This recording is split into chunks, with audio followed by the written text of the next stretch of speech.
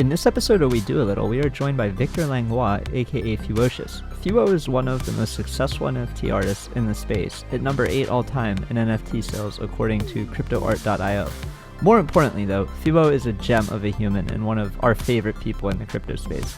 We go deep on Fewo's introduction to NFTs, the power of creativity without constraints, artist and collector relationships, and at one point Fewo even starts interviewing us. As always, this podcast is for entertainment purposes only and should not be relied upon for investment decisions. Andy, Dees, and guests may own NFTs discussed on this podcast. This is Andy. Yeah, I'm Dees.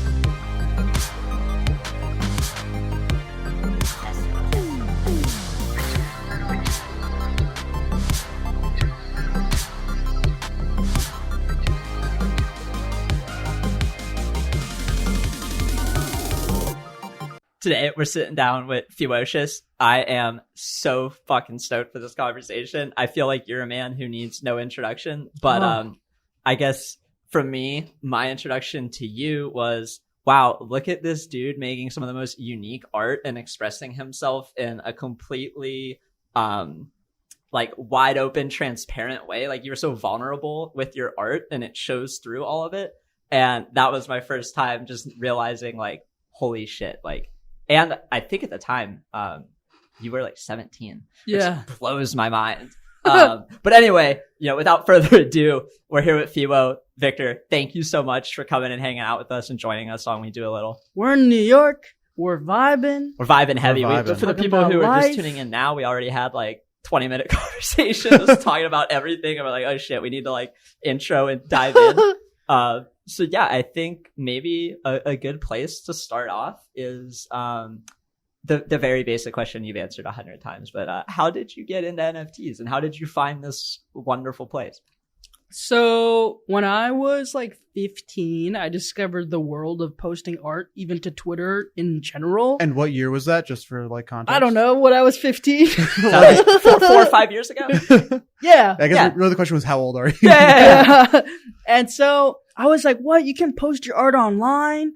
And then I found a Twitter post where this girl, it was a viral tweet where she said, just got a new apartment off print money.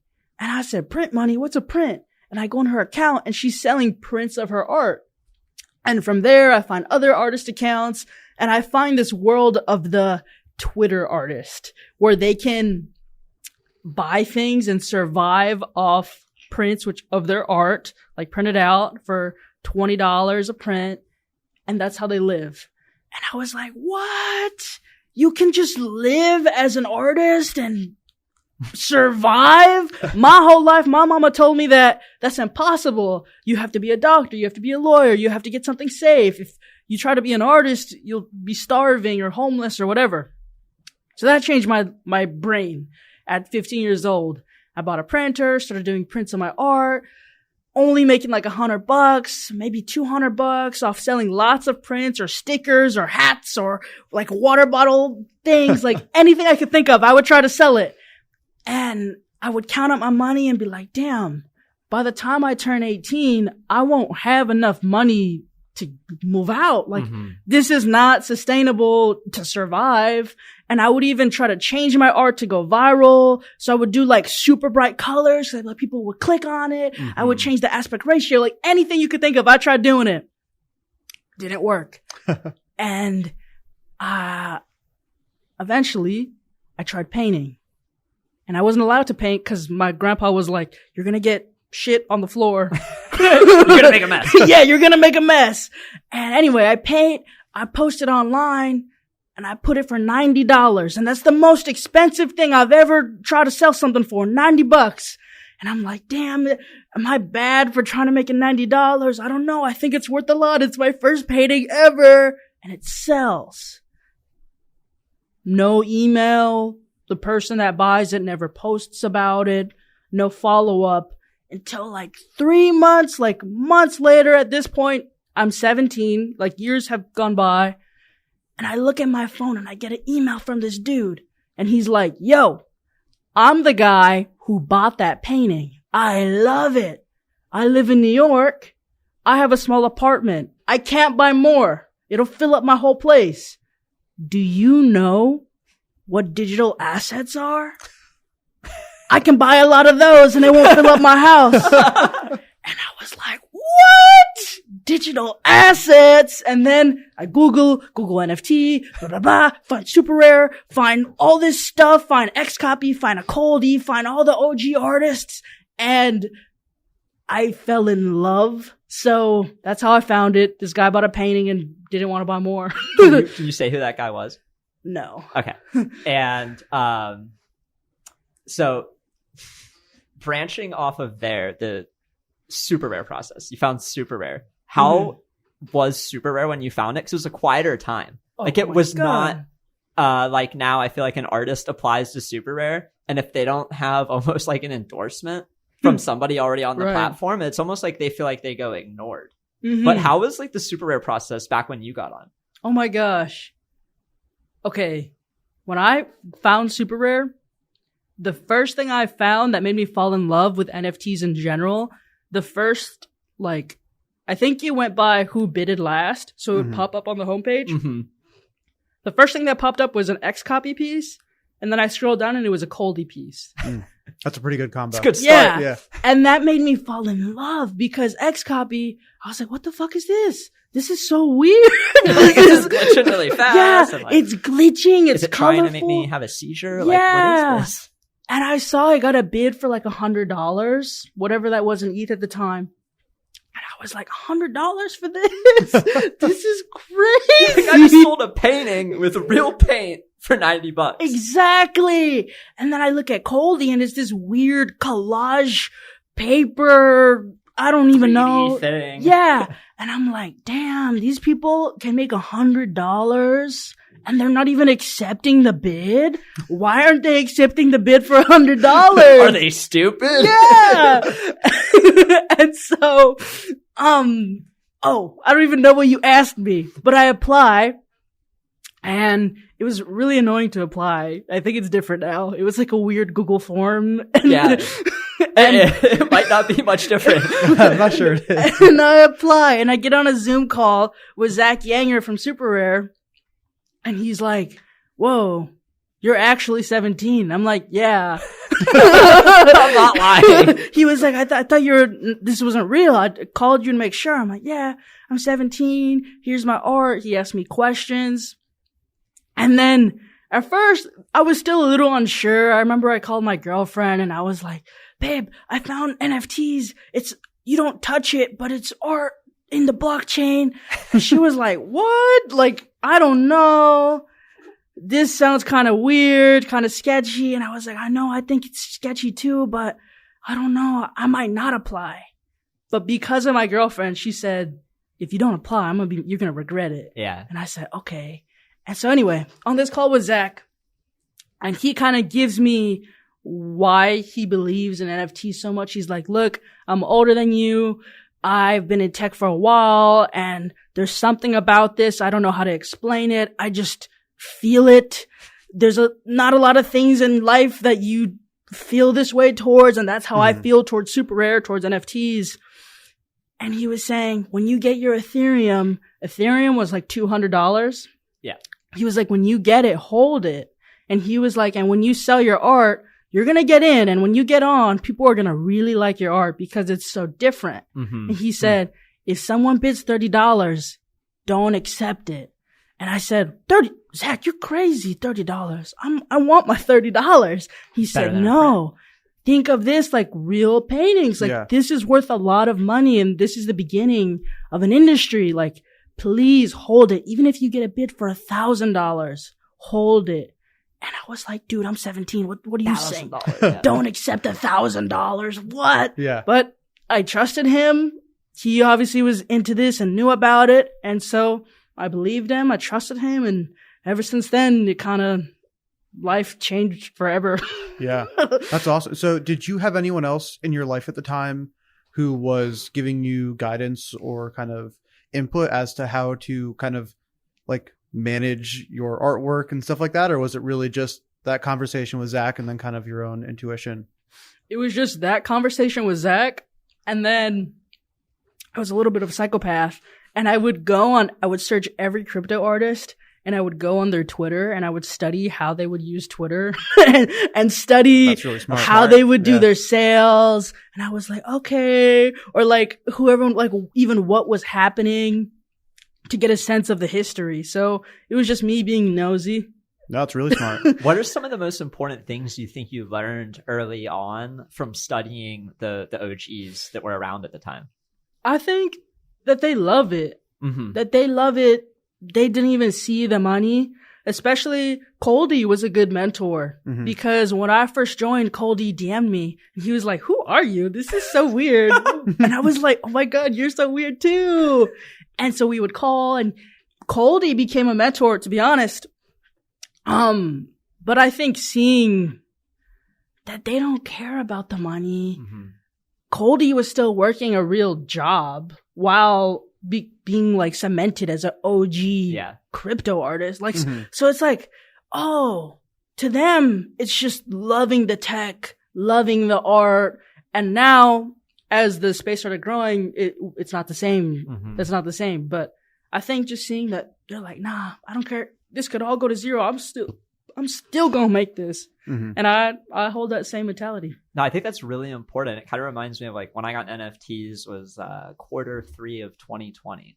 And it was around the time where like punks started getting some attention. They went from like 1 ETH to 4 ETH. Mm-hmm. And that was huge. That That's was like, big, yeah. Look at these 10,000 collection of pixels going up. And it was very similar where the ethos was like, oh, the people in here just like it. Like they want to collect it. Like they want a full set. They want every trait.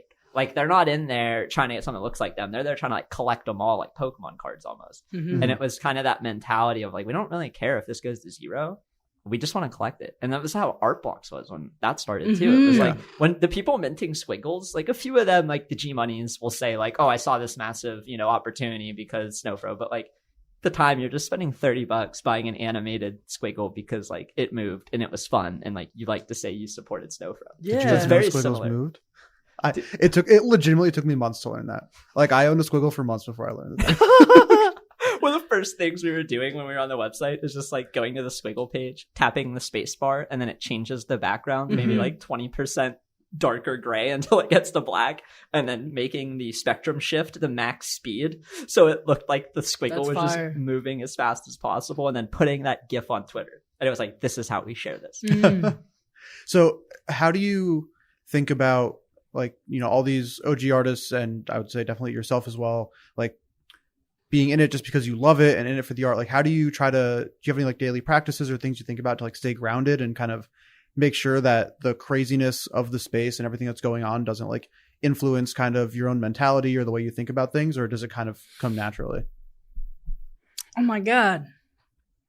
I don't even know how to reply to that. I feel like just making stuff. Yeah. And I think what a lot of artists don't realize, like I'll see newer artists and I'll try to be like, yo, like you can really do whatever you want. I think the space is very young. Mm-hmm. And I think newer people will join the space, which is good. I'm happy that they're joining, but they think there's rules and they're like, oh, I can't do whatever I want because it was done this way for a year. 1 year. Yeah. Yeah, 1 year. And I'm like, no, do this, whatever reality you want to make, just do it. So I guess the practice I do is just whatever I want. Yeah. No, that's like a really good answer though. Because the space is really crazy and the space is wild. And I think there's a lot of collectors and a lot of people that try to make, I don't know, like boxes. Mhm. And I'm not trying to be in no box. I'm trying to do the future because I feel like that's why I got into it in the first place. Yeah. No, I feel That's like cool. that is a perfect segue into like maybe touching on some of the Fewo world things going on. Like I feel like what you just said about doing it different and not doing it because like, oh, this is the way I've seen PFPs done over the last year. This is the way I've seen world building happen over the last year. It's like, you're like, no, fuck it. Like I'm doing Fewo world because it's my vision, what I want it to be. And like for me as a collector, that is something to get excited about. Like I don't want another cookie cutter. Cookie cucker. That was a really good unintentional Little slip. Freudian slip there.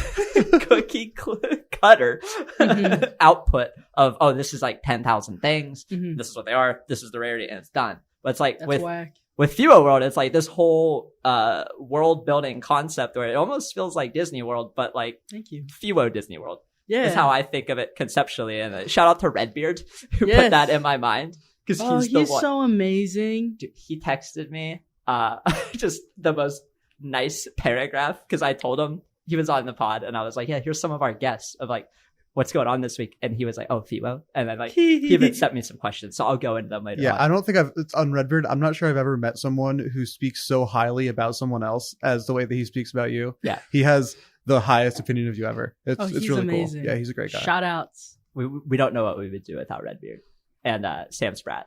Like, the Oh. combo of the two. I love Sam. Yeah. So unrelated to what we were Let's go talking in. about.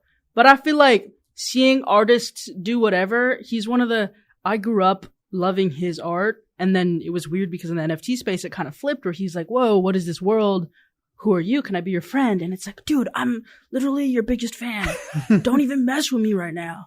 But to see him do whatever he wants and build this world and expand, it's like, oh my God.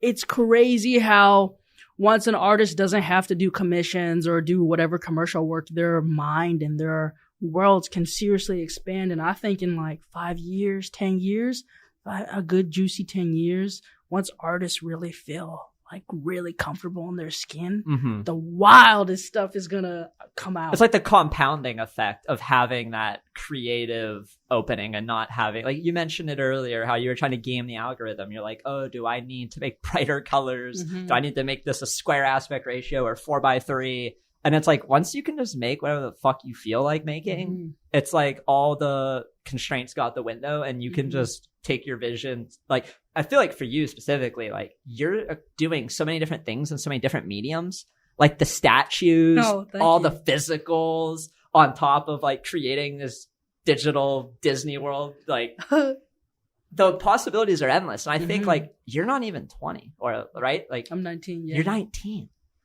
Like that's like I'm 28. I feel like I'm like 50. But like seeing someone who is 19 and like where you're gonna be when you're 29 with this technology is crazy. And then like there's kids right now who might be listening to this who are 9 or 8 or something, and like seeing where they're at when they're 19 and then 29 is gonna be crazy because you'll see the compounding effects of like these constraints go. What do you think has been the most exciting thing about the constraints coming off for you?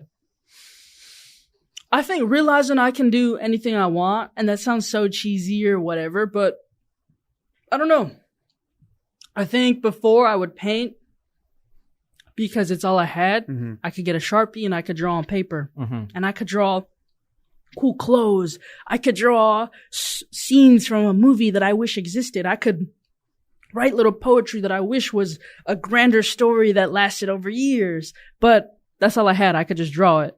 And my mama would say, well, you can't be a fashion designer. What? Go be a doctor. You can't be an artist. You can't even be an artist. How do you think you're going to make a company where you sell clothes and all? Artist was the most accessible thing. And I'm at a point now where I'm like, oh, I can for real do anything. And I only have one life as far as I know. So I'm gonna really go for it. I'm not trying to waste a day or whatever. I wanna make fashion. I wanna make shows. I wanna make a movie. I wanna make a world. I wanna do it all. And not for the, I think when I was little, I saw the headlines of like the accolades of it all. And I thought that's what was so cool about it. But now I'm like, no, I just want to, because why not? Exactly. I think that's definitely something, and like I'm not on the level of either of you two as far as celebrity goes on Twitter and all of those things, but it's something I've definitely noticed even like with my own Twitter account growing is at first you're like, oh, having a bunch of followers or like having a lot of people care would be really cool. And then you like realize over time, like, oh no, there's actually a lot of things about it that are like kind of annoying or whatever. Well, how has it been for you over the last couple of years, like with kind of everything going crazy? How's that been? It's cool. It's so cool. I love it. Like that people see my art that I've been trying for years to get out there and now they're seeing it. Honestly, I think I've been dealing a lot with, I can't believe it's real. It feels like a dream. 100%. We're like I was at a fashion show for Fashion Week. I was at a Tommy Hilfiger show and I wasn't in the section where it's just like fans. I was in the section where they were like, no, you're the artist. Like, yeah. And it's like, what? You care about my thoughts, or I get to go to these different headquarters and yell about my ideas and what I think the future is. And people don't think I'm crazy. They're like, they care. Yeah, they're like, yeah, respected peer individual. And it's like, what? Or the fact that I'm here and I'm talking to y'all. Like, I was just a kid in my bedroom. I wasn't allowed to go outside, which is really sad. I grew up in an abusive household, but like, I was just in my room all day. I wasn't allowed to go to my friend's house. I didn't even have friends. So now that I get to come here and talk about Mark Zuckerberg interviews with you and the futures of the metaverse or what that even means and the morality of different, like, that's so cool.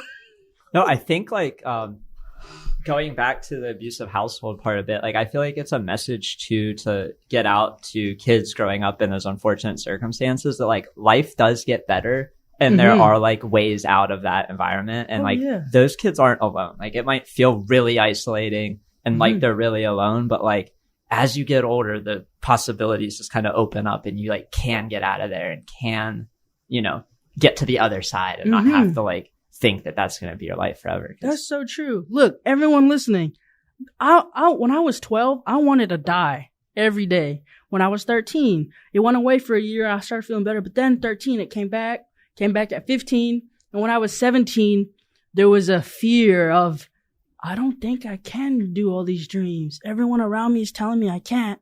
Like, if I kind of end it all now, I don't have to stress about it. Yeah, I don't have to think about the future.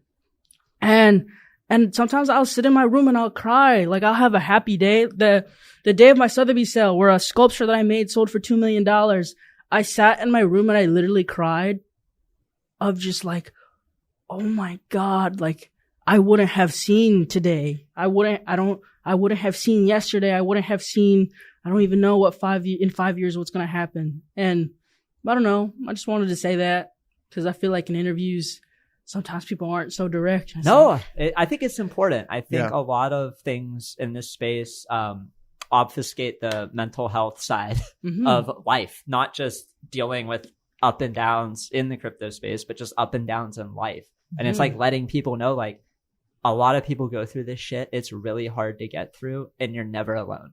And like anytime you feel like you're alone, it's like being able to remind yourself that you're not is really important. And it's like something that I think about a lot because it comes up on Spaces a bunch, especially people now who are going through the, depression phase of the market. But it's just the thing in life in general. It's like, keep your head up, stay optimistic. And like, there is a way out, and like telling people that it's okay to be vulnerable. Like, I feel like your art is so vulnerable. Like, I think you're one of those vulnerable artists out there. Like, you put everything out there in your work and in your interviews. And like, I remember going through the different years of your life and the pieces of your life and being like, at year 13, like, this is what I felt. This is what I drew.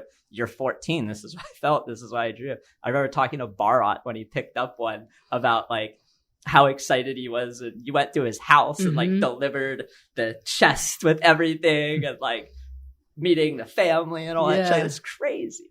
That was surreal. That was crazy to be in Barat's house and be like, here's my art, and meeting his family and feeling so good, but also looking with his entire family, looking at my sad art. Yeah. And to have this, the most utmost direct experience of like, holy shit, here's where I'm at now, and there's where I was. Like, oh my God, life's wild. No, it's crazy because I feel like certain art does that to you. Like, it moves you. Like, when you look at it, you can see, you know, the headspace maybe you are in given how the art comes out. And like, some art does that and some doesn't, but like the art that makes you feel, like, I feel like that's part of why you're so successful. It's like people look at that art and they just feel. I do. And I think a lot of people do. Like, they just feel something. And it might be something good. It might be something bad, but they feel. That's the beauty of art. Yeah. I feel like every time someone's mad about a art or a project or whatever, they're like, this is so weird. I'm like, good. As it should be. That's paving the future. These feelings of confusion or whatever, like, I think that's the fun of life. I don't know. What do you think has been the most surreal experience you've had over the last couple of years? The most surreal? Oh, I got some good ones I'm not allowed to say. So one thing I should say too, like, this is cut before we finish it. So if you ever do slip up or something, you can just tell Weish, like, hey, make a note to cut this. And you'll also listen to it before it's done. So like, if you say anything that you weren't supposed to say or something, like, we'll cut it out. It's fine. I got a good one. I'll tell you after. Okay, All right, good. Yeah. But one I can say, honestly, I think this is gonna sound really corny. So Fewo World officially has one employee. His name is Logan. He helps me with all my 3D stuff. Yeah. And then we just brought on someone else to help more with 3D. And I think just sitting in a Zoom call with them and going over the Fewo traits and just talking philosophy. I don't know. There was a moment I had last week where I was sitting in my room and I was like, holy shit. I like pay these people salary. And they're like, we're working together, and I don't know. It was just a weird, you know, when you're so in something and you don't realize what's happening, and then you take a step back and you're like, whoa. So I think just realizing where I'm at right now. Yeah. That's I pretty think surreal. I have a hard time sometimes doing that myself, like realizing the journey I've been through the last couple of years. It's like, I can only imagine on your end, like, that's a lot to deal with. I feel like, do you like meditate, or do you have any like mental health practices for dealing with such a rapid life change? I try to just take a step back from everything. I'm not online a lot, which I feel guilty about sometimes. I feel like you do a very good job about it. Like, I was telling Andy, so some backstory, like the first podcast guest, we had a miscommunication, didn't make it. And I was talking to Andy, and I was like, no, I could tell by like Fewo's responses, he just like hasn't seen Twitter yet, because I can tell just talking to you through like most recently the On Cyber gallery stuff, but just like when we vibe, I know that I feel like you're really good about regimenting, like, oh, I'm going to check Twitter for this like 15-minute block, and then I'm going to leave it for like 18 hours. Exactly. And I think that's perfect. Like, as an artist, you're not diluting your mind with a bunch of like subconscious shit that people are throwing on the timeline. And I feel like it probably helps, because then you're more in tune with like your own creative energy and not the other external stimuli that's just like coming through the Twitter fire hose at you all the time. Yeah, Twitter's weird because it's everyone becomes a philosopher, and they're like, here are all my thoughts about the future. And it's like, what do you know? A lot of the times it's nothing. Yeah.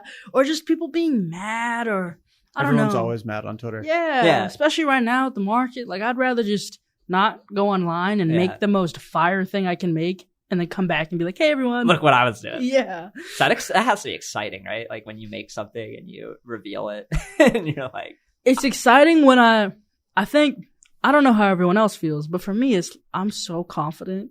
Like, I'm confident not just out of nothing, but just out of, why isn't there more storytelling? Why do I not know what anything means when I look at other things? Why are we just here? It can be so much farther. Or like, reflecting, I was Googling Disney, and I was like, damn, Disney's a really young company, and they've gotten so big. Psh, it's my turn. they're like 100 years old and they've done this? Yeah, 100 years old is nothing. No. Anyway. No, I love that. Thinking on that time scale has to be crazy too. Like, I don't even think on a 100-year time scale. Like, I can barely think on like a 1 week time scale sometimes. I'm like, oh, like they were made like 10 years ago. That's relatively new. Like 100, I might say, oh, they're like old. You're like, no, they're young. Yeah. I'm like, damn, like that's a whole nother level of. Yeah, like out. I think about America, and America is a younger country, and then I think about the entertainment industry, and obviously the roots of it are older, and it stems from like Coliseum shit. But if you look at like TV, Disney is so young. Warner Brothers, so young. And it's like, well, what's the next thing? Because I feel like my generation grew up being like, oh, fuck Disney, because Disney did this and blah, blah, blah, blah, blah. And I feel like people are tired. And I think right now, NFTs, this might not make sense. This is just what I'm thinking about in my bedroom. I think right now, my generation doesn't like NFTs because they're like, what is this? Killing the environment, which we fixed the environment. Like, there's literally, I have stats that I can show everyone's face. Yay, merge. But we did it. We made it. But, I think they're getting tired, and like, I don't know. I think there's going to be a hunger for NFT stuff, but they won't know it's NFTs because it won't really be called that. It will just be. I think the name NFT is horrible. Every time I hear someone say the word NFT, I kind of cringe. I want to call them things or digital things. Yeah. Look at the things on my pewter. like I mean, it's just a thing. But I Yeah. feel like when you throw NFT out at people, like my 15-year-old brother, I'm like, I'm into NFTs, and it's just like he doesn't give a shit. Yeah, Yeah, so- I've been lately calling them like in the two different sections that I feel like we've seen a lot of, like digital art and digital collectibles, Mhm. where it's like, punks and all that, like digital collectibles, and then like one stuff, your stuff, all that digital art. I like and that. like, at least for what we currently see is pretty good. But, That's cool. we're going to see a lot more things come we'll need new names for too. Yeah, and it's interesting, like when you have names that I feel like have a bad connotation, it like kills NFT. people's interest before they can even get excited about it. Mhm. That's kind of one of the reasons like we rebranded our whole company. We went from fractional to Tessera. Mm. And the whole idea is like we want to own the narrative behind what we're putting out. And we don't want you to hear like, oh, fractional, like that must be like a fraction of something. Mhm. We want to be able to like build a better narrative, because then it just like intuitively doesn't feel, I think, as good to like own a fraction of something Mm. than to own a piece of something. Like the Mhm. word fraction, I don't know. It You're feels like part of.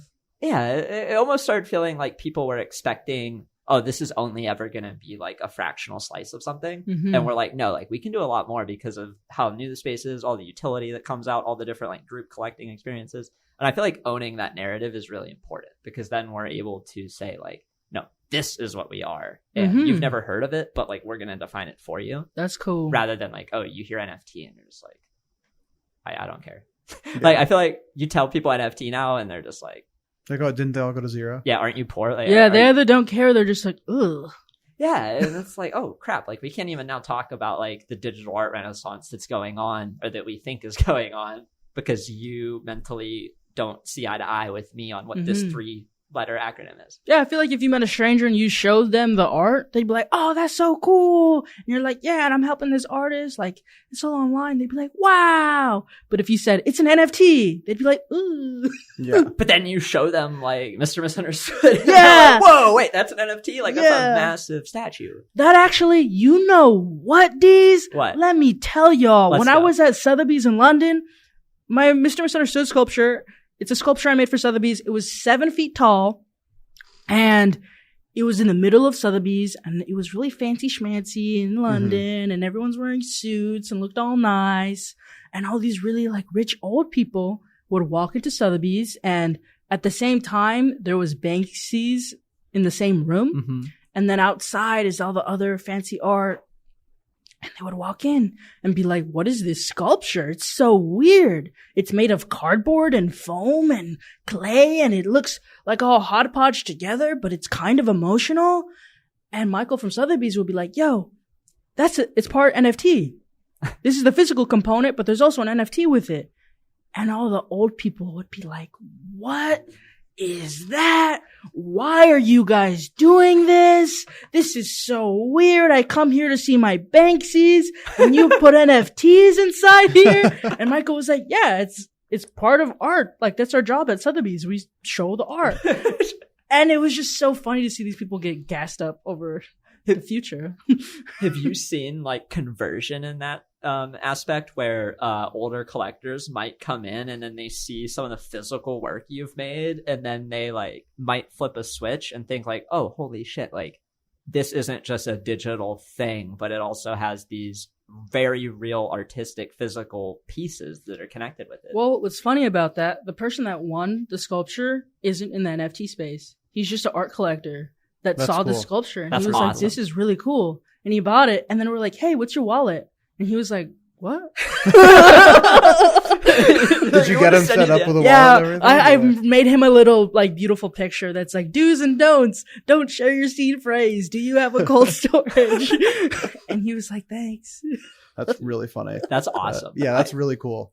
Yeah, I guess, how do you kind of in that vein think about like your relationship with your collectors and stuff? I feel like everyone who does collect your work generally speaks very, very highly of you. Mhm. Not very surprisingly, but is that something that you are really intentional about, or just kind of comes about naturally? Or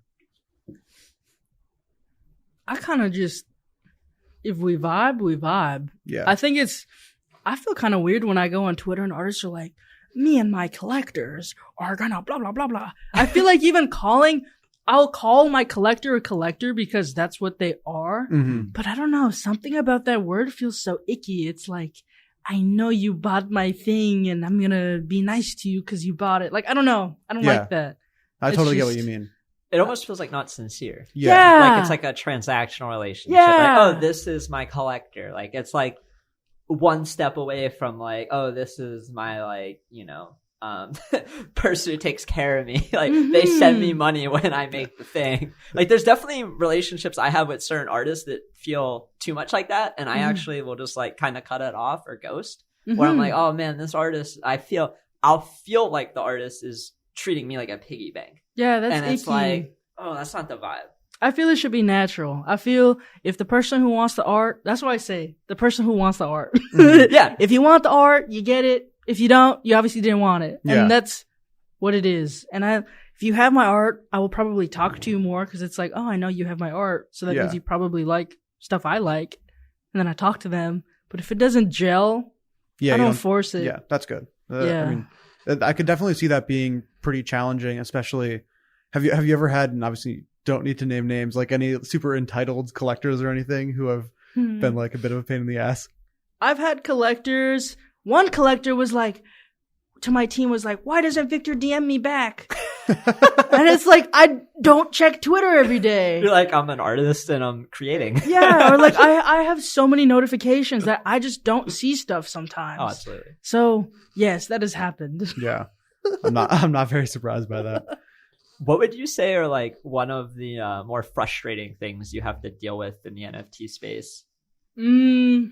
I think right now, what's frustrating for me is just not like the next phase, Fuels, isn't out yet. Mm-hmm, And so Paint is just out, Yeah. which is the first phase of Fuel World, which to me is like introducing everyone to the story I'm trying to build. But everyone's like, what's next? What are you doing? Why? Where my Fewo? Yeah, you're not doing anything all day. And it's like, what? You're like, I'm working on I spend hours. I don't sleep. Like I'm putting my life into this. Yeah. They're like, People have gotten so like just short-sighted and like very, very like, oh, what have you done for me lately in the space? And so it's definitely tough. And I feel like a lot of that has to be watched out though. Like long term, the best stuff that people are going to care about, in 100 years is not going to be the things that we're just pumping out airdrop after new collection every that's like not sustainable. 2 months. Yeah. Like it's either really low quality consistently or it's just not a sustainable practice. Yeah, absolutely. Like you expect me to build a fully fleshed out world in 3 months? What? with one 3D artist Yeah. just a second wanting to start like, why don't you have Disney World in person Yeah. built? Like you don't have land in California. Yeah. When do I get to go on the Fewo roller coaster? Exactly. It's so funny though. I feel like it sounds like you do a good job tuning that out though. Like I don't get any sense that those type of comments get to you. Like you said earlier, like you're so confident in your vision at this point that like you just know, and that has to feel most liberating in a way to like get that level of confidence. It's so freeing. And honestly, it's so nice seeing other people or whatever push out so much stuff, or people get nervous over those comments because I'm like, why? No, you can do so much, do more, or take more time. Yeah. Build that story. And I feel like I'm learning from everyone else, just kind of taking a step back, watching, making my stuff. And What are some of the projects or artists doing cool things that you've been, let's just say like over the last like 6 months that have maybe caught your attention? Projects. I don't be looking at too many Nah. projects. That's real hard. Artists. Oh, Sam Spratt. Ooh, there's an artist named Jordan Diaz who's really small and not that big. I love his stuff. What type of style is it? He does like line work. Like he draws, it's very simple. Like he'll draw like a little person sitting there and then some deep like poem or like little line. It's so simple, but it's deep. And I feel like he has such big ideas that it can really be expanded. And I'll call him and be like, dude, no, not just painting. Let's make the future. Like let's do fashion. Let's do this, because I don't know. I think talking to a smaller artist like him, I think they think that they can only do like one-of-ones or paintings. It's like, no, you want to make an experience? Make an experience. Make something no one else has ever seen before, because that's cool. That's way cool. Yeah. Like we've seen a lot of art. We love art, but like if you can do something unique with your art, that's even better. Yeah, I was talking to an artist. She's like, yeah, I make music. And it's like, what? That's gold. You know any music in any of your NFTs? Yeah, like add music. Don't even call it a short film. Call it a emotional experience and invite people to come see it. I don't know. Let's go to the park and set up a random show and invite whoever comes. They come. I don't know. Speaking of let's go to the park and invite whoever comes, like I feel like your paint parties, while not in a park, are insanely fun. Yeah. Like how did the idea for the paint party come up? So the painter Salvador Dali Uh-huh. used to do extravagant dinners, and he would invite all his collectors, celebrity friends, like all the people in the biz. They'd go to this dinner, and then there would be elephants and giraffes, real giraffes at the dinner. And it was just crazy. There was a theme. Everyone would wear costumes. And if you were who's who, you could go. And I called my manager. I'm like, yo, Andrew, that's his name. Andrew, we gotta do a new version of the Dali dinners, especially during NFT and YC. I know it's only a month away, and I should have told you about this. Yeah, but like, come on, let's rent a restaurant and let's do that. And he was like, but a dinner is so boring.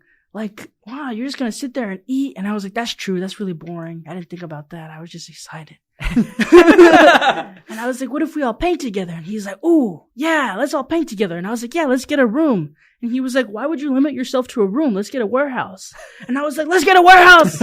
And then we did that. That's awesome. I feel like the first paint party I got to experience was in LA. Mm-hmm. And it was crazy. Like, there's like food, the full, like, I love that you go and you get the full fit. Like, I didn't have to worry about ruining anything. Mm-mm. It was just like, oh, I'm putting on my full mat, like basically a full suit. But then like artists were doing custom clothing almost for people. Like one of my friends got Jen Stark's drips all over him. That's painted, cool. and it was just like, he's got a one-on-one piece of art from an artist at a paint party. And now he is like, that's his most like prized piece of clothing. That's so fun. And it was like, that was just a serendipitous thing where you showed up wearing whatever. And like some people like, Farouk's shoes. He loves the shoes. Like he'll never take those off because it's like, hey, these are my one-on-one shoes. It's fun because during all these NFT events, all the events are just like clubs, loud music. They spent all their money on some DJ that no one really cares about. And it's like, why did you do that? Why did you spend all your money on a musician? You could invest that money in building out your world in real life. No shots fired. I mean, just see like clips from your studio. I didn't realize how big it was. We were talking about on cyber galleries. I was sharing the one I made for OM, and I was like, talk about music and shit, and then you just sent me the picture of your Mac in the studio, and it's just like the Mac is here and the studio is just like an entire warehouse. I'm like, holy shit, what is Fewo up to? He has an entire warehouse. Like, yeah, man, gotta let the ideas flow. It's like a physical brain space to have. Even though mostly my world building is digital, it's nice to be like, if there was a big Fewo flower that like exploded, how would I make that? And then we like make it in real life and fuck around. I don't know. That's awesome. My brain doesn't even have that like ability. No, that's not a part of my brain. Let's make a big flower and explode it. I'm like, how? What? Is that like paint that explodes? Like, I don't know. I'm already like everything stumped trying to think about it. And you're like, no, like we need to build it and make it an experience. And I think too, when building out, obviously Fewo World is, I guess, like a company. That's weird to say. But like to have such structured, I have to be in Zoom calls and meetings and talk about that boring stuff.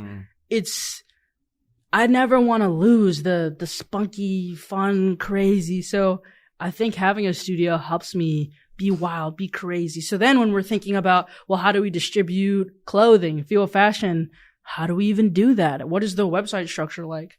I think I don't want it to be the same like everything else. I don't like everything else. I want to make the thing I love. Mm-hmm. And so if I can draw for 3 days and turn my phone off and then come back to that business meeting and be like, you know what? Let's distribute this in a way that's never been done before. I think that's the most fun of it all. Oh, that's awesome. I feel like I'm ready for Fewo clothes. I'm very ready. It's going to be cool. Yeah. So you mentioned fashion a couple times. What are like your major like influences, or just I guess in general, like what's exciting to you about fashion? What kind of clothing are you excited to be making? Oh, I mean, I want to do everything. I want to start with streetwear and the more like shirts and pants, shoes, big on shoes. Oh, if we couldn't tell already. Yeah. But I want to start with that. But Okay. I want to get to the point where Fewo Fashion is like crazy couture, where it's like crazy dresses that couldn't exist in real life, but they exist in the metaverse, and it's crazy. But maybe the real life component, I don't even know. I don't know the technology. I haven't even messed with that. Crazy suits. Like, I'm trying to see my collectors, everyone like dressed to the nines in Fewo Fashion. I'm in. Sign me up. Yeah. I can imagine some crazy, I don't even know, like LED shirts. That Yeah, have man. All sorts of crazy, like changing components where it's going from like maybe your black and white to the wild color and back. Like, I think a lot about this hat. That How hat's this fire. I was has gonna like say. the black and white, but then the different things. I love that mixture of It's like beautiful. I don't know. The black and white makes me feel like it's old school, but Fewo Fashion, like Fewo hat, like where's the paint hat? Like Fewo I'm ready. Fashion is cool too, cause like, yeah, I mean, with that artifact drop, when we did that, it changed. I feel like the way fashion is distributed, the fashion Oh, stores, it changed a lot. yeah, the fashion stores, you go to them, it's whack. If we can make a new route for fashion to be distributed to the world and show other designers like, hey, I know you think NFTs are weird, but your stuff, like, what can you make that can't even exist in real life? Mhm. Oh, the minds would go wild. Like, I don't even know what they'll make. Yeah, like right now, it's like we have the wearables in Decentraland or Voxels or Sandbox or whatever, but it's like we're getting more to that artifact 3D, more higher fidelity, more polygons, like crisper looking outfits. I feel like the Fewo shoes for me were, I think, my first or second artifact item ever. That's cool. And it was like what kind of got me into their ecosystem, because it was like, That's oh, fire. the Fewo shoes are on Nifty Gateway. I got to get my pair. I Heck remember yeah. the Epic, which turned into a wild ride of like, oh, there's vials. And Yeah. that whole artifact thing was like so unexpected. But I feel like the physical shoes, they sit, you know, in a bookcase and they're displayed, and it's like, I'll never wear them. What? Like, I'm too Oh, afraid you to wear gotta 'em. wear your shoes. I'm too afraid to wear them. I'm gonna paint you shoes one day. I should bring the Fewo physical pair of shoes and then have you paint on them. Bet. I should have brought them to New York. Now I'm like, why are they in my bookcase? I pay my friend to break in my house and like ship them to New York, have them for the weekend, get painted. It's not a bad I idea. might, yeah, I need to Deez make is a- like I- about to make some I need to calls make a now. note, make a note to do that. I feel like that might be a move. But No, go there ahead. you go. Oh, I have a totally random question. No, let's go for it. All right. So all I know you for is like the art stuff. Do you have any other things you really like to do in your free time, or like totally non-crypto stuff, or are you just like 24/7 all the time? Fewo world, the art you're making, all that. That's really tough. I want to be that guy that's like, yeah, actually, I don't know. I do archery. No. I mean, I could see you be like a good chef or something where like, Oh. I The don't know. problem, everything I do, I'm like, how can I, if I started learning how to cook, I'd be like, all right, I'm going to make the best restaurant. just starting there, like, how do I be the best restaurant? Yeah. But, no, everything I do is Fewo World stuff. And it's sounds kind of suffocating because it's like Fewo World. Like, you're just doing that all the time, but it's so much stuff. It's like, if I'm not doing fashion, I'm thinking, what's the first episode of a show? If I'm not thinking about the first episode of a show, I'm thinking, how can this whole series of a show that's not even made yet, how can that be a movie? And how can we reach people that aren't even in NFTs? Oh, what fashion do I do? What are brands I would want to work with? How can I get them to care about Fewo World and then get into NFTs? Oh, snap. I grew up in Las Vegas and there's no art funding in Vegas. Do I want to build a museum there? Do I want to build a store in New York? like, It's rapid fire. yeah. So it's just, That's Yeah. what I'm thinking about all the time. No, that's really cool. I mean, it makes sense. Like at least you have like a lot of variety in kind of what you're building, which is cool. What's your favorite color? We were actually going to ask you that too. Redbeard, that was the first question Redbeard asked me to ask you. Whoa. I think my favorite color is like a rosy maroon kind of. I don't know if I have it, if I see any Like, somewhere. Kind of like those flowers, like maybe. Yeah, maybe like those flowers, like the smaller ones in there or something. What's your favorite color, Deez? It's tough. It really changes on the mood. It's always been orange. Like if you. I don't think I've met someone that said their favorite color is orange. Really? Wow. So for me, if I was on a game show, I've had this conversation with my wife. If we were both asked what's our favorite color, like my answer is orange, but I feel like my favorite color changes every day. Some days I just feel blue. So wow. I just feel like, oh, like today my favorite color is blue. Other days it's purple. Other days it's green. I have a question. When you think, is it your voice talking in your head, or like what's happening when you're thinking? It's not my voice talking to myself, but it's also not like shapes and like I'm not a shape rotator. Oh, there's not shapes. I'm not a shape rotator, but I also don't feel like I think in my own voice. Do you see words, or it's just abstract, like it's just happening? It's a good question. Sometimes I don't know. I think it's a mixture of it's just happening and words, but I guess mostly words. If I had to say one or the other, I guess now you're making me think more about how I think. And I'm like, I don't think if I'm thinking about what I'm going to say, I don't imagine like words or anything. It's just if you think of a red apple right now, do you see it? I see the red apple. Where do you see? Is it like in front of you, kind of, or is it like literally like in a different section? Like I don't see it right now, but if I close my eyes, I can like put it in front of my face. But like when I open up, there's no red apple. Like maybe I could like superimpose like an apple. Okay, if you try emoji. right now to see a red apple with your eyes open. No shot. No shot. Can you see a red apple? No, this is like a thing. I know what you're talking about. I cannot visualize stuff like that, and I also do not have an internal monologue. What does that mean? That's like when you think, do you hear your own voice? So what's happening? It's a lot of nothing. But how do you think? I don't know. Like it just is? Yeah, like most things that I say are not like in any way contemplated beforehand. So if you do you ever get anxious? Yeah. So if you not ever super have often, but yeah. anxiety about something, what is the anxiety if you're not having an internal monologue? That's a great question. I wish I It's knew. like a feeling. Yeah. It's like, So it's just the feeling, not like a mental. Yeah, well, I think like I can still obviously I can still think about things. Well, yeah. But I think like most of the way that I think and visualize is in more the idea of something as opposed to like the specifics of something. Mm-hmm. And so like if you asked me to visualize an apple when I close my eyes, I can't see an apple, but like I could tell you what the idea of an apple is and like what it looks like, but I don't see anything when I close my eyes. That's so fire. I don't know. I feel like so I'm cool. the type too. I've learned this more recently, but like I don't fully know something until I try to write it out. And as I'm writing it, I've changed my mind about things as I'm writing, going from like my head into text, trying to make sense of it. Like I thought I had a perfect sense of something, and I go to write it, and it's like, wow, like I don't even agree with what I thought. But I didn't realize it until I laid it out in like 4 paragraphs and then moved it around. That's So fire. it's kind of weird. Like I feel like a lot of my opinions are like Andy's, where they're like very loosely held. And I'm very quickly able to like change my opinion on a dime because that's the way I think, where it's like a lot of this doesn't come from deep thought and like a ton of research. It comes from like the intuitive feeling and then how I projected it in the moment. Whoa. All right, wait, what about you? Yeah, I gotta. So yeah, first, do you hear yourself when you think? Yes. Okay. And then what was the other one? What's your favorite color? Oh yeah, Oh, my gotta go way favorite back. color? I like a green. I used to hate the color green because I'd be like, boogers.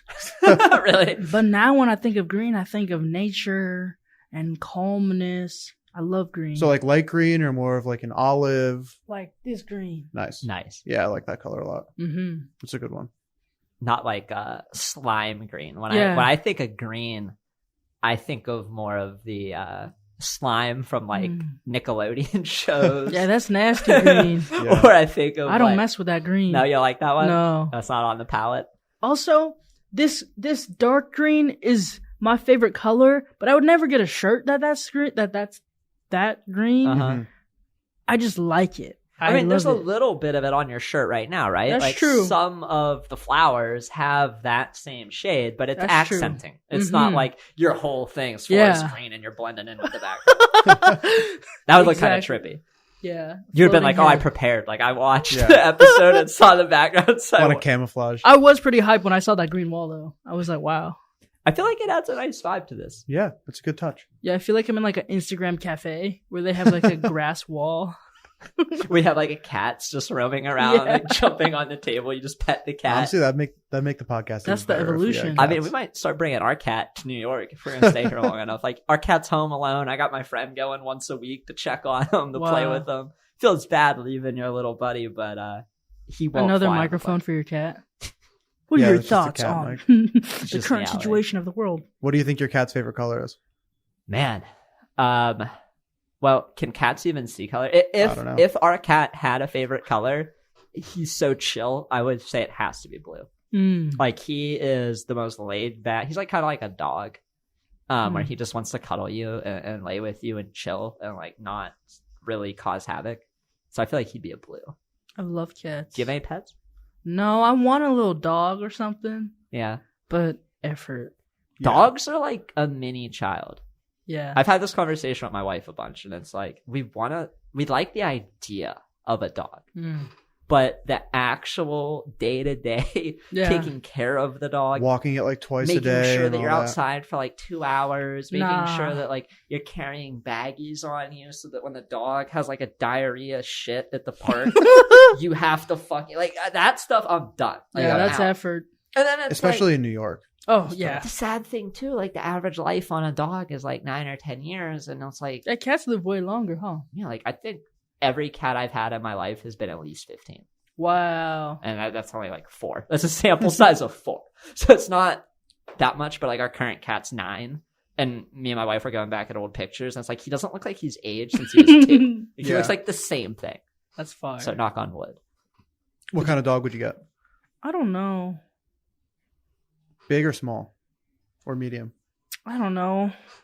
I haven't entertained the thought because I'm like, this is if I fall in love with the Yeah, you don't dog, want to get too I'm gonna love too a dog. excited. and then I'm gonna have a dog, and then I'm gonna travel and be like, damn, why did I get a dog? Why did it? Yeah.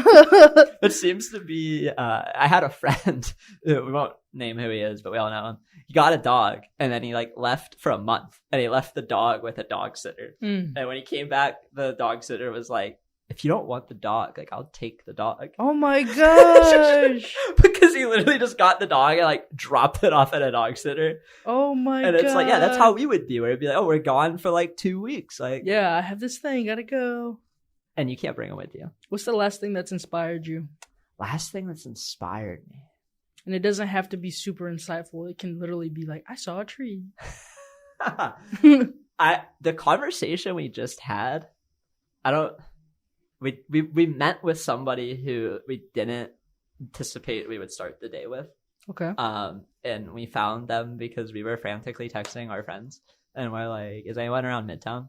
We have like 3 hours." And we found somebody, and it was like the most spur of the moment conversation, but like it inspired me in the sense that like no matter your age, you should always be curious about things coming out. Like this is somebody who majored in biochem in like the 90s with like a minor in computer science, and then got into IT because there was just more opportunity than biochem. Mm-hmm. But like they clearly retained their interest in biochemistry from the 90s until now. Right. And they are also somebody who just got into crypto in the last 6 to 9 months. And like they have a fresh perspective on the space, and there's somebody who's older with a lot of life experience. It's like inspiring to me in the sense that like sometimes I feel old. Like I just mentioned, Wait, how old are you? I'm 20. You should know how old you are, Deez. What No, is no, no, happening? What? He's 28. 28. Okay. yeah, not to dox myself. I have a birthday coming up, so I was like making sure. Oh, but yeah. Why do you feel old? Because you're 19.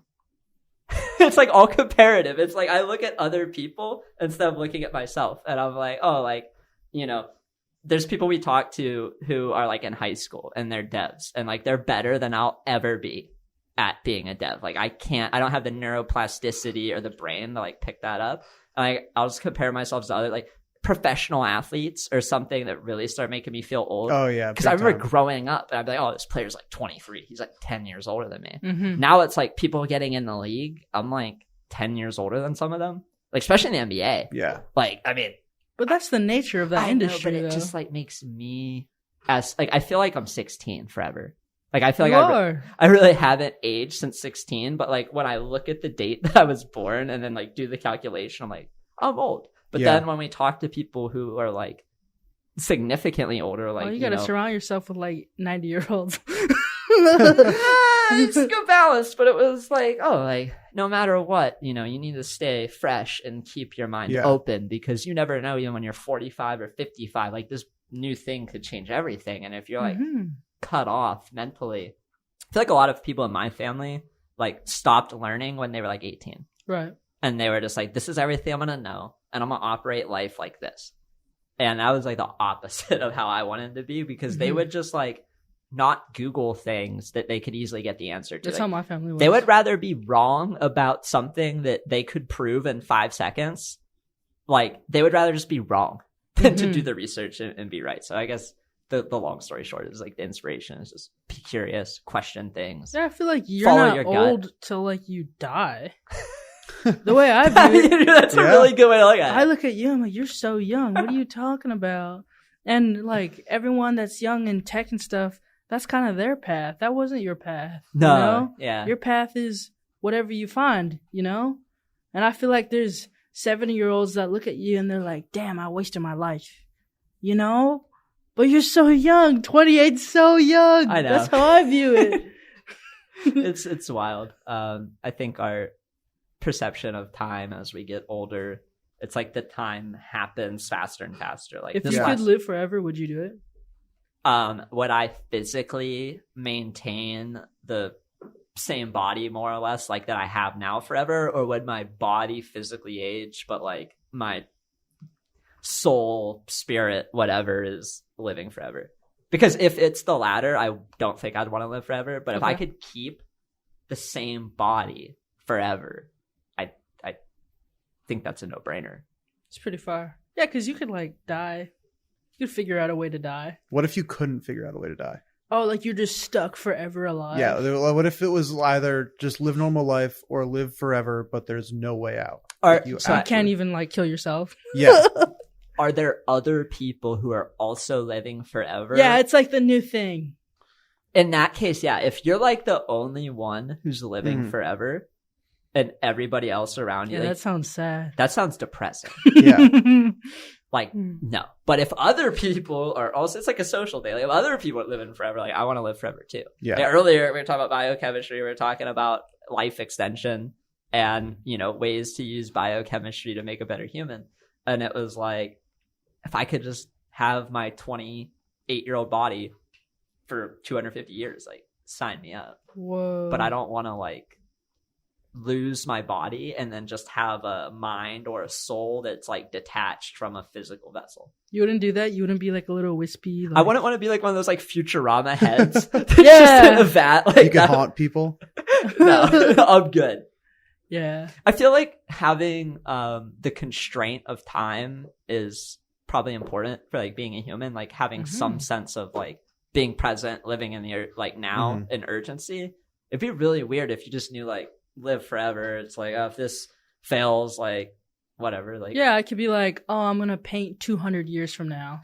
like instead of saying like I'm gonna paint tomorrow, you're like I'm gonna paint next Renaissance. Exactly. Yeah, I'll figure that out in the 3000s. Yeah. That's a next it's a next century, not century, whatever the other one is, millennium thing. Yeah, it was like for a while, you know, my job before getting into crypto, I was working for the government in IT. Oh, okay. And it was like the least fulfilling thing I've ever done. It was just a means to an end. It was like, hey, I can show up, I can do 2 to 3 hours of work, get paid for 8 to 9, and then I can take the free time and put it toward what I want to do, which was a mixture of like gaming and crypto. But like there was no fulfillment there. What games you like? Oh man, so we could go down a whole thing. I would say the games I got the most addicted to are like Call of Duty 4, Modern Warfare 2, Halo 3. Followed that up on console. On console, okay. And then I never had a PC until I was 18. Like I had a PC that could only play RuneScape. Oh, okay. It had no graphics card. It was really shitty. I had it for 10 years. So like my friends would play World of Warcraft and they started to get into League of Legends. I couldn't play with them. I just had my Xbox. So I was like FPS only on Xbox. Went to college, built my first gaming computer, and then just became addicted to League of Legends. Really? I went to college for computer science, and like the first 2 semesters I failed 4 classes. 3 or 4 classes. It was like 15 credit hours of failing. And I was just playing League 12 hours a day. Did you have the dream of going pro? Yeah, 100%. So I got to Diamond 1. Wow. I was like in the top 1,000 players in North America at the time. What? And I realized within 6 months of being there that I didn't have what it took to like get to the pro level. What is the difference? The gap between like the top 1,000 and the top 100 is probably bigger than the gap between the top 1,000 and the top 100,000. Yeah. Like it's really crazy at that really high level. Very intuitive feel for the game that like I just will never have. Right. I know. The way that certain people react like without even thinking.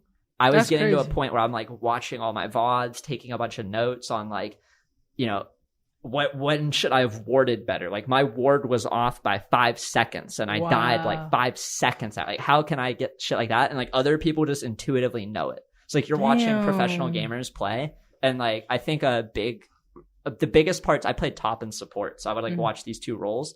And like when I would watch the supports ward on the map, I would just be like, wow, they're thinking ahead like 2.5 minutes. Like they know this ward isn't going to be useful for like 2 minutes, but they're going to have it there for the 30 seconds at the end. That's going to be like really useful. And my brain was just not at that level. I was more like reacting instead of being proactive.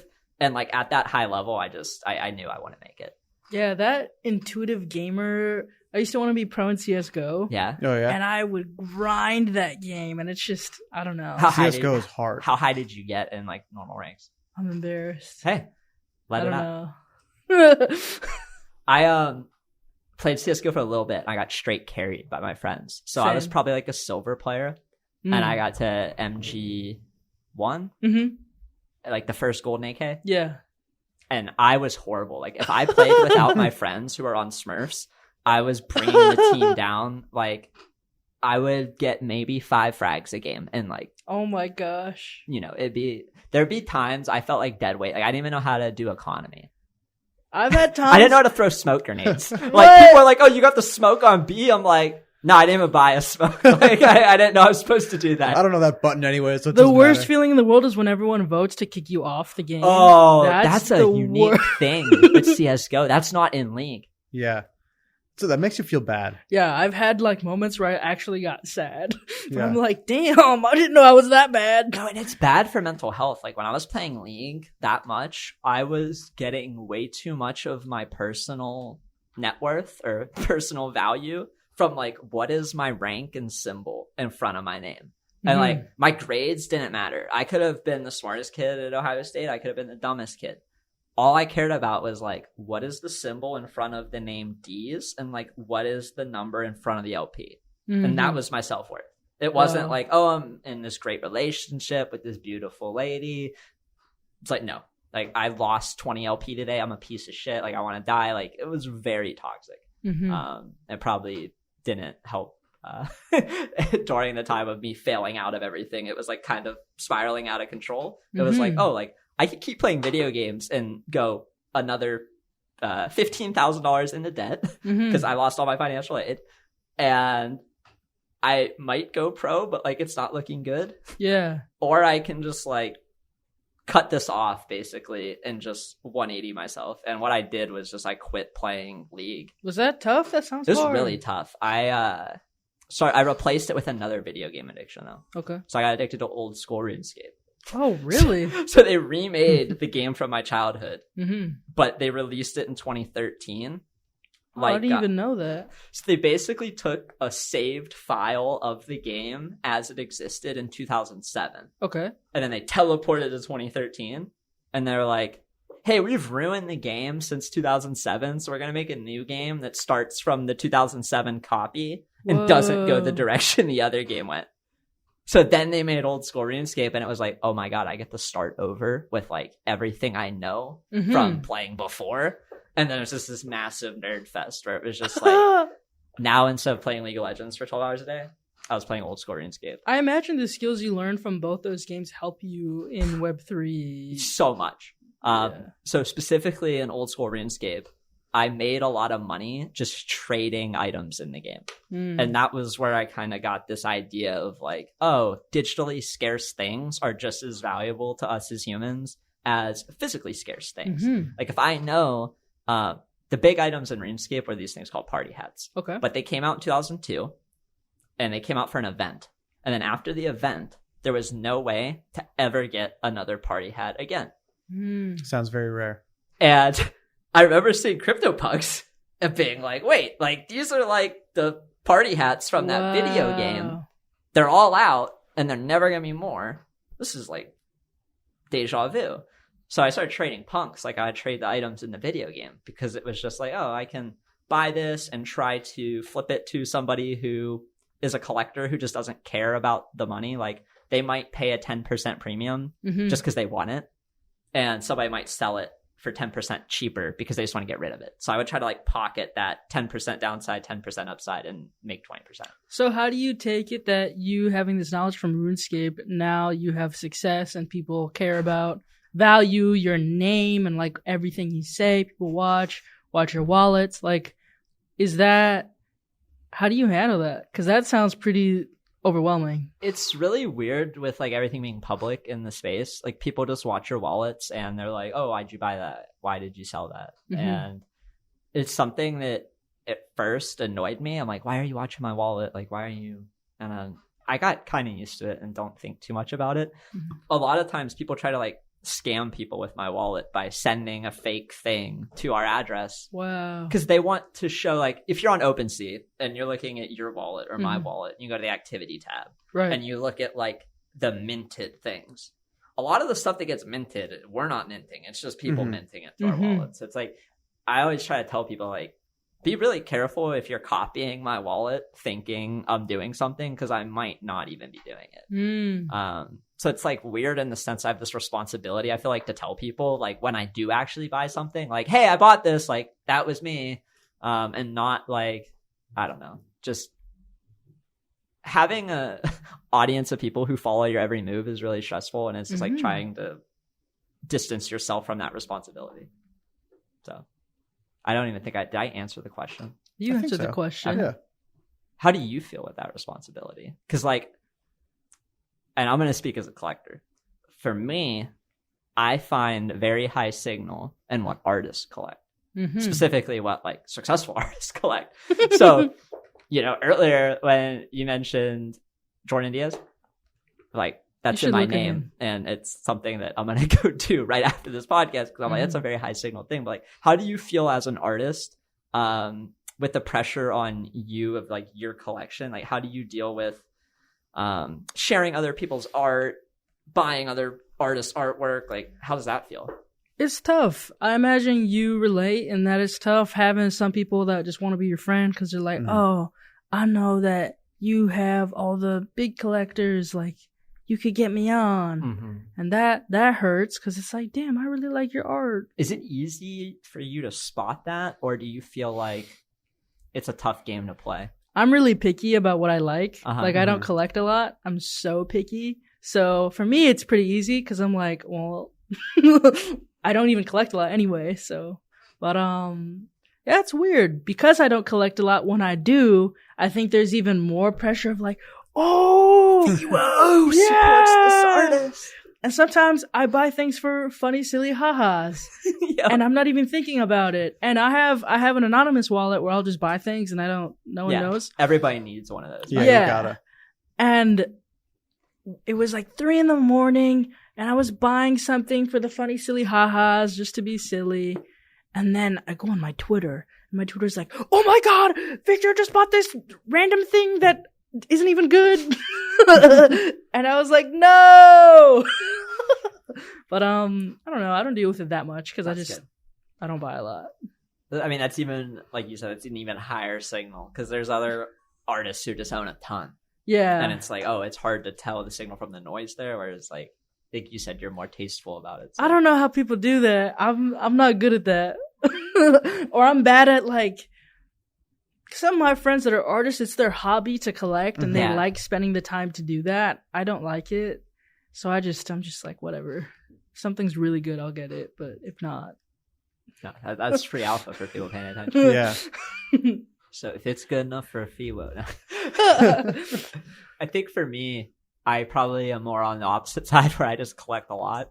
So if you're looking for the signal, it's like I might have bought something because it was 2 a.m. and I was on mushrooms and like I looked at it and within like 5 seconds, I was like, I need to own this. Is there a biggest surprise that you've had where you're like, damn, I just bought this for the like, I was just vibing. The biggest surprises for me, my first introduction to Justin Aversano, that was a surprise because he was somebody who I had no idea who he was. And he came into 2 Discords where I spent 50% of my day. And it was the Punks Discord and the Art Blocks Discord. Oh, okay. And he had just put out Twin Flames and they sold for like half an ETH a piece. And this dude just wanted to find a collector. And like he would just paste the address and come in the chat every day and be like, "Who does anyone know who this is?" And after like a week, Snowfro told him that he needed to chill.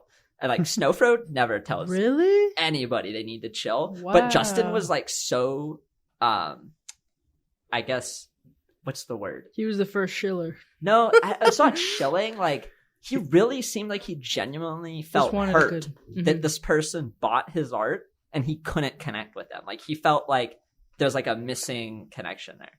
And I didn't think too much of it. And then like a couple weeks later, he was like, "Hey, do you want to put your punk on a billboard? We're doing this thing where it's gonna be $1,000 a punk, and it's gonna be in Miami." And I'm like, "Sure, punks are going up, and like my punk would look good on a billboard." And I bought a Twin Flame for like 1.5 ETH around that same time because I was like, "Oh, like this guy is like." He went from kind of annoying me, like, and I don't want to like put that out as like a bad thing, but it was just like, oh, like this dude's really persistent, almost to an annoying way. But then like after talking to him about Save Art Space and what he kind of wanted to do, and then talking to him about the story behind Twin Flames and how he lost his own twin, and he feels this like kind of eternal bond with them, even though he's never met them. Like it made me feel like, okay, there's like more going on here than just pictures of people. Absolutely. And I ended up like selling one of my Twin Flames like 120. And it was just like, I never thought when I bought that thing that it would become what it was. But it was all because of Justin's community building. Like, yeah, he's relentless. I don't think, just from an art perspective, like if you were to just put one Twin Flames out on a wall, like it would get a ton of feeling. But when you hear the full story and then you see the full collection and you have the coffee table book and you're going through it, it feels different. So the biggest surprise to me was like how much more important connections, network, and storytelling are than like maybe the actual art itself. Oh, absolutely. I've had talks with some artists where I'm like, yelling at them passionately, like, I love you, this is why I'm telling you this. Where they're like, well, the art should just speak for itself. And it's like, dude, you're on Twitter, there's millions of people.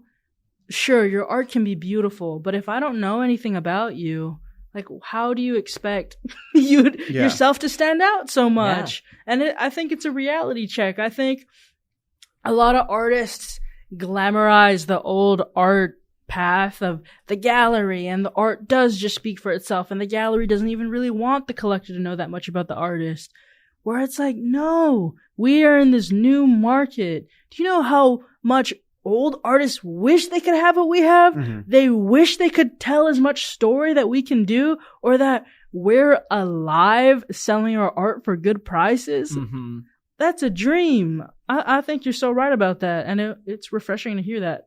No, we touched on that in the last podcast. Like a lot of artists, historically, they didn't get the value accrued to their art until after they passed. And it's like now we live in a place where you can put it out there for everybody, and you don't need to wait until you die and then some rich gallery owner finds your collection and displays it to the world, and then it takes off because, oh, we know there will be no more supply coming forward. This is a dead artist. And it's like, what can we, it goes back to like what you talk about with, what do we look like in 10 years and like the compounding.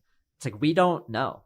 We're still at the very beginning. Absolutely. And it's like, I have a hard time. Like, I hate the question people ask me where it's like, where do you think the space will be in 5 years? Yeah. Because like, I can't answer like more than like 6 months ahead. And I don't even think like my 6-month answer is good. So when people are like, oh, where do you see the space going in 5 years? I'm like, oh yeah. Who the fuck Just knows? think about like, if you think about 6-month increments from COVID to now, every 6 months, if anyone was like, oh yeah, I 100% predicted what was going to happen, it's like, you're a liar. There's no way. Because I think it was like March 2020, obviously chaos. And then it was 6 months from that was like DeFi summer, all this craziness. And then like also NBA Top Shot started to go insane. And there was all this like weird digital collectible stuff. And then 6 months after that was Punks Bored are Ape. at Christie's. Yeah. Punks are at Christie's. Bored Ape Yacht Club comes out.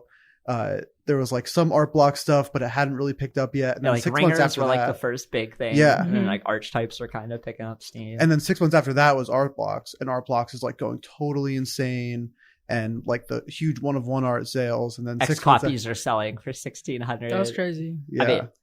I mean, just recently, the Sailor. Mhm. Like, congrats. That Yeah. was Oh, great. thank you. Yeah. I wasn't expecting that. YeahYeah is, I think, the best art seller.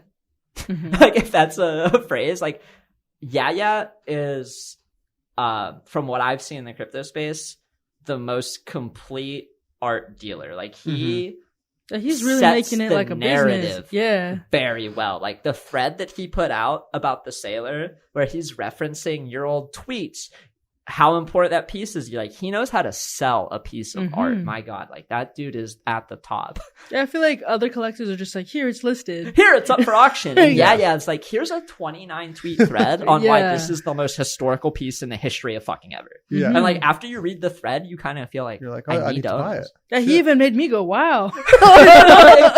It's like, oh, I didn't even know some of this. Like, it's my own piece. Like, but I feel like for the people listening, like that's a master class in how to actually package a narrative and sell art is like going to YeahYeah's Twitter. Because he was the first person who got me, I think, thinking of crypto art as like its own specific niche of NFTs. Like he basically came out with a thread where he took a bunch of the super rare artists and broke them down into like top selling all time, and then like he cut out ones that he said like weren't natively crypto artists, so meaning like they didn't allude to like Bitcoin or Ethereum or make allusions to the space, like they just put out art.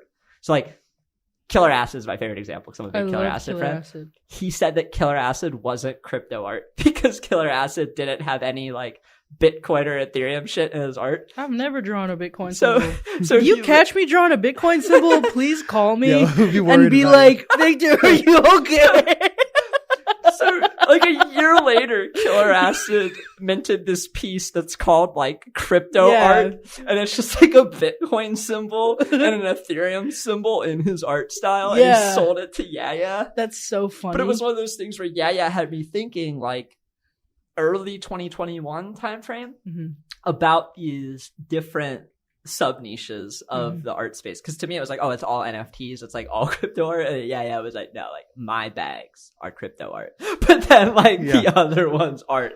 Here's a thread wide. It was one of those first times I started to realize as like a market participant how I needed to like talk about my art. And I feel like collectors in the space in general probably don't do a good enough job about talking about their collections and like why they own things. Well, I think a lot of collectors don't know a lot about art. No, I didn't. So they don't I even still know don't. how to talk about it. Yeah, I 'Cause don't know they're shit like, about art. They're like, I don't even know what to say about this or why this is important. I always go back to the story. I feel like now hosting a bunch of spaces really made me like super keen on stories.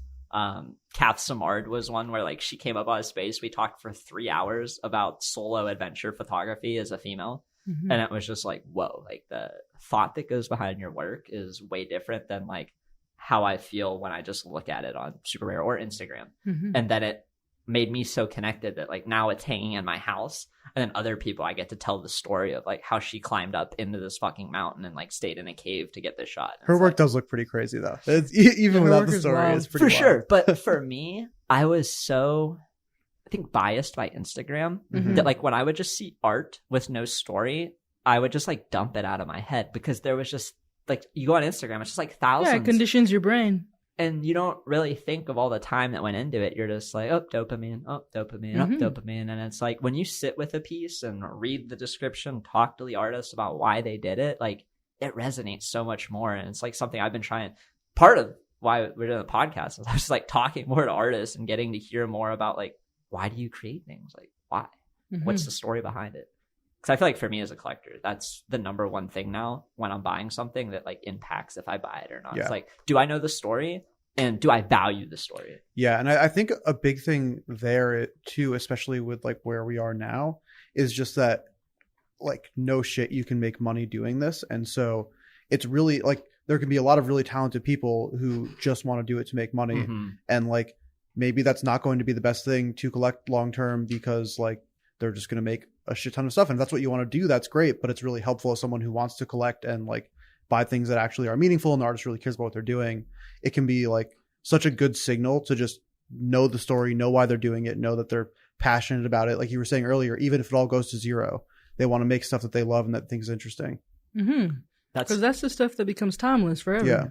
no, that's the one trait I notice amongst all the artists I collect who've been, you know, quote unquote mega successful. It's that no matter what the price is, they have to create. They have this like they have this urge to create that they can't resist or stifle, and like it's gonna let itself out some way. Mhm. Like those are the people I feel like betting on, or like it feels better to bet on because it's like, you know, no matter what the price of ETH is or what the price of their last resold auction is, like they don't give a shit. Like they can't turn that switch off. Mhm. Mhm.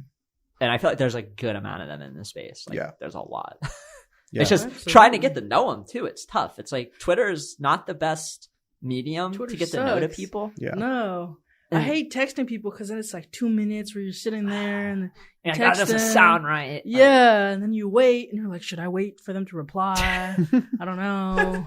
Yeah, that's why I take the path of I just brain vomit to people. So whenever I text someone, it's like a million messages. Me It's too. just- I'm the yeah, same. just like send everything I got, and then I'll look at it again in a little bit, like the next day or something, and then reply Do you ever again. send voice notes?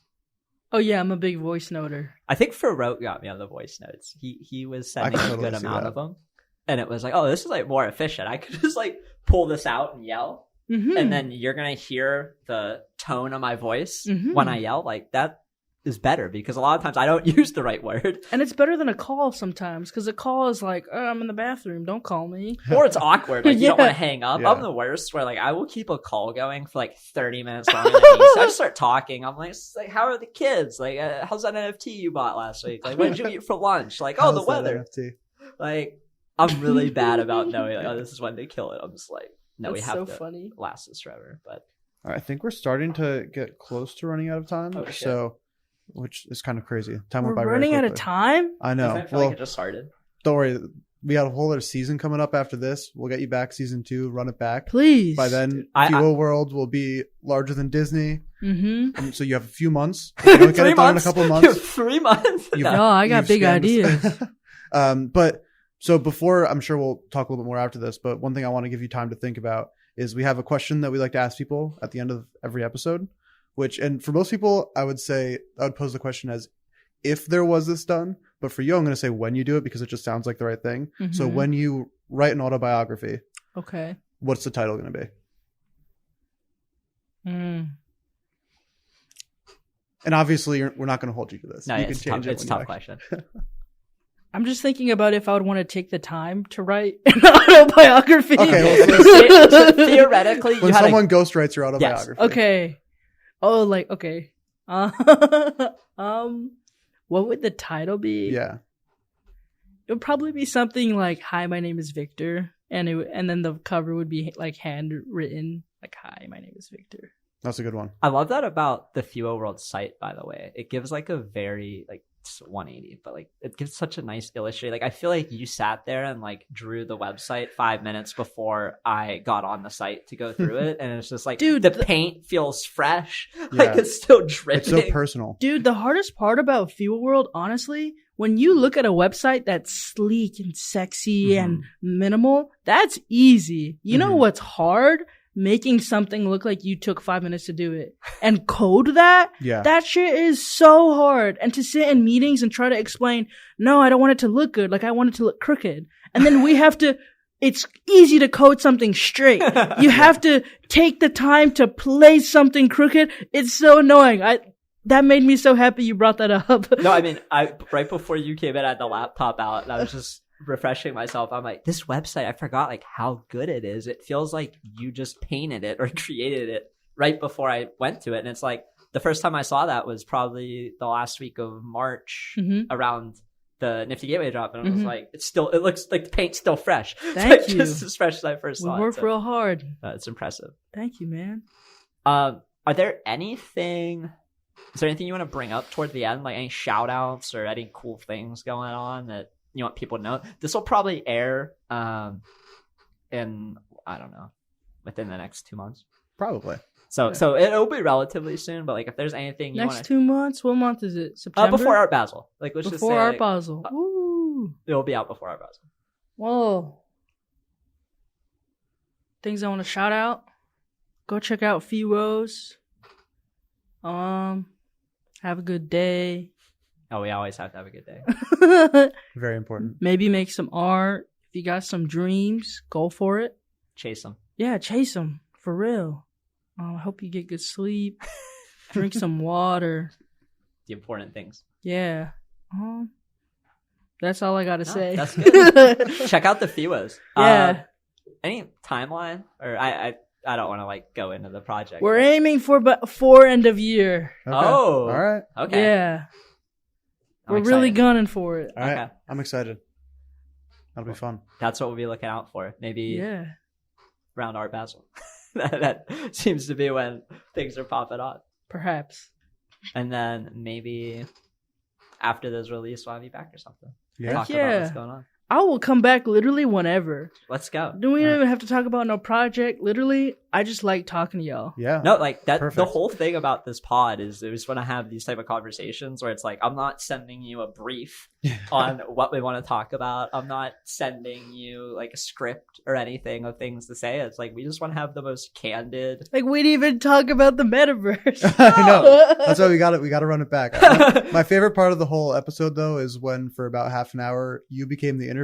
Yeah, It was Vibes. great. Oh yeah. that's what we're here for. It's Yeah. like trying to have interesting conversations and be engaged. Like these conversations aren't possible when you're in front of a computer screen, especially Yeah. for me. Like I'm sitting there and I'm just like, oh, Twitter's open, oh, Telegram's open, whatever. Yeah. It's like being able just to make eye contact and vibe, Mhm. so much better. Oh yeah. You guys So- got to do one like in space or something. Like we just have like a space backdrop, No, like no, in outer space. literally. or in like the International Space Station. Yeah, when we go to Mars or something. All right. Maybe season 2. Next Is that where season. Fewo World Next is? season we'll be in space. Sounds good. We just need a little bit more funding for that. Fewo, Deez, and Andy go to space. Exactly. Deal. I'm down. Let's do it. All right. Awesome. Well, yeah. Thank you so much for coming. This has been really, really fun. This is Thank awesome. you for I had a having blast, me. man. Yeah. We appreciate you so much. All right. Woo. Until next time. Bye bye, everybody.